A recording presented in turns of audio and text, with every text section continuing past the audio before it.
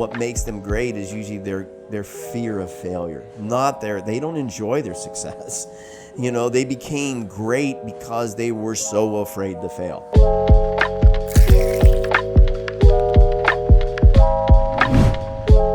Hey everybody, welcome to Ryan Brothers Coffee's podcast. You know, we're working at this. We're learning to do this for you guys. We want to pass on our knowledge and the information and things that we've learned over the last, how long? 28 years. 28 years in this business.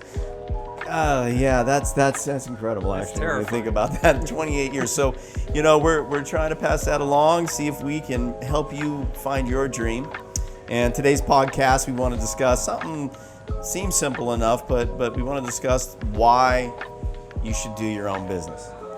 Maybe a little bit how you do it, but mostly why. Why this? Why put your name on the building? Why put your name on the logo? Why sign your life away on a loan, on a hope and a prayer? So, and it's all good stuff, right? There's a good and bad in all this, and we had no money. So we didn't have any choice. It had to be the smallest opportunity, which was a portable coffee cart in the early 90s, which was just kind of catching on at the time. So I joined them a couple years later when we had a second cart, our first store. We had started roasting some coffee, even though it was only at home. We had a little 5-pound roaster, and we were learning the craft of the business. You know, since you guys started this, you know, why? Well, you know, I think Why do your own business? to me it gets back to why not. You know, I think as a kid growing up overseas in Indonesia, I found the idea of being an entrepreneur so attractive, right? The freedoms that come with it, the responsibility, and the all-encompassing efforts that are going to be required of you and your team, your family, the people you're going to bring into it.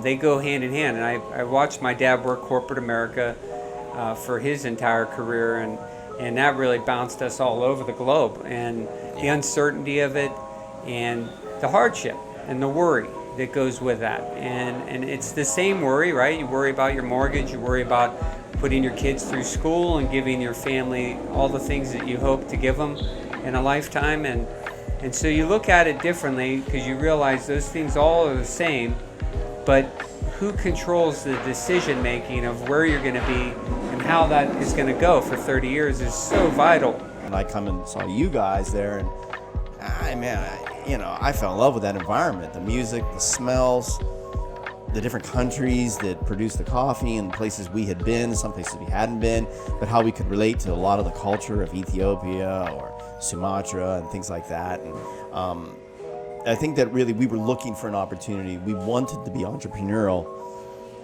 because it was in it develops in you, right? This desire to do your own thing, to be your own person. It's over time. It doesn't happen overnight. It's a thing that grows in you. And so I think that for people that want to do their own thing, it's just really hard to find that door has to open, right? There's all these doors in your life as a young person or as an older person when you're trying to make a change and you're never sure. And for us, I think it was just timing in life is everything. For sure. I say this all the time, it makes smart people look stupid and stupid people look smart. But timing is timing, and it is the most important ingredient, it seems like, in all opportunity. And we don't want to work for corporate America. I think collectively we felt that way. We had seen Dad, like you mentioned, suit and tie. Well, you know, he did it the way he was taught to do it, and it let him down. And so we didn't, when it was our turn at bat, we really didn't want to invest in that pursuit. Though if you don't, what do, right? Like, you know, I had ended up working at Federal Express for a while, and it was a great company, great people, and it taught me a lot. But it wasn't my passion, and I couldn't imagine doing it for my entire working career. It's in your DNA on a certain level, I think. Or it's not. Circumstances kind of allow that. It's like a plant. You know, those things take root and then they can grow, but you have to be open to it, right? And opportunities around you every day. And you have to be willing to invest yourself into it, and you have to be open to the possibilities that are around you every day. And so once you accept that, then anything's possible. And our company has evolved from a service, which was all we were in the beginning as a coffee cart up at USD doing events, into a product-based experience, and now we're into technology. A patent. We've invented equipment for our industry. So yeah, you're right. But maybe that's a good flow. You started within the cup. I think it was always about the cup. for us. Once we really fell in love with this business, it was always about the cup. And of course, we're stubborn and obstinate on some level, and so we believe that maybe we could always put something better in the cup than somebody else. And that's just sort of our competitive nature. Everybody's wired differently. And so I think that if you had to sum up a lot of our inner culture, it's that competitiveness. It's that desire to do better, to be unique, to be recognized. Showing up is everything, right? Show up and show off, and you got to want to do this. And we've kind of crossed into new territory, having done this long, and it just speaks to why you do it. There's so many areas in our industry that you could be absorbed into, right? Whether it's being a broker, whether it's being a retail place, or if you want to get into doing wholesale and service, innovation, repairs, service, and all the things that goes with it. And I think that, to me, is what made it so vibrant. The world has changed so much too, right? Like a younger group, a younger population. I mean, we were a transitional generation, so we watched our fathers and grandfathers go from mill towns like where we're from, where you worked for Westinghouse your entire life. It was a Westinghouse town. You went and worked in the Westinghouse plant, and that was your life. Or you worked in the steel mill for U.S. Steel or something like that. And so America and job opportunities, 40s, 50s, 60s, 70s were large corporations like Gulf Oil and U.S. Steel and companies like that. And so as that dissolved, as that fell apart in the 70s, and the fallout of all that unemployment and people that were cast off as U.S. Steel went out of business and Gulf Oil dissolved, and you started seeing this unraveling of corporate America, there became this proliferation of small and medium-sized businesses with talented people spreading out all over the United States, evolving around technology, because technology was just starting to really come around in the 80s, and you're starting to see the advent of the personal computer and the advent of a mobile phone. This was in the 80s, and this was a beginning of how we started communicating and connecting differently. And it really started changing the opportunities and the attraction or the idea of going to get your college degree and go work for the man and put your time in was becoming, apparently it wasn't going to work. It was going to be a challenge in its own right. And so, you ended up with an entrepreneurial nation starting in the 80s, and we witnessed this and we grew up in this. And so when it was our at-bat in the 90s, we decided to proliferate too, right? We were motivated to be part of the change and part of the future, and not looking back in some traditional way of how you're supposed to live your life and how you're supposed to earn your money and pay your bills. You talk about great athletes, and what makes them great is usually their fear of failure. They don't enjoy their success. They became great because they were so afraid to fail.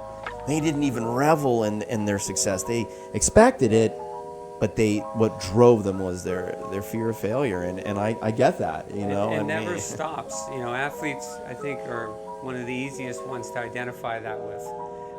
There's a level of complacency and content. There's a fine line between those two.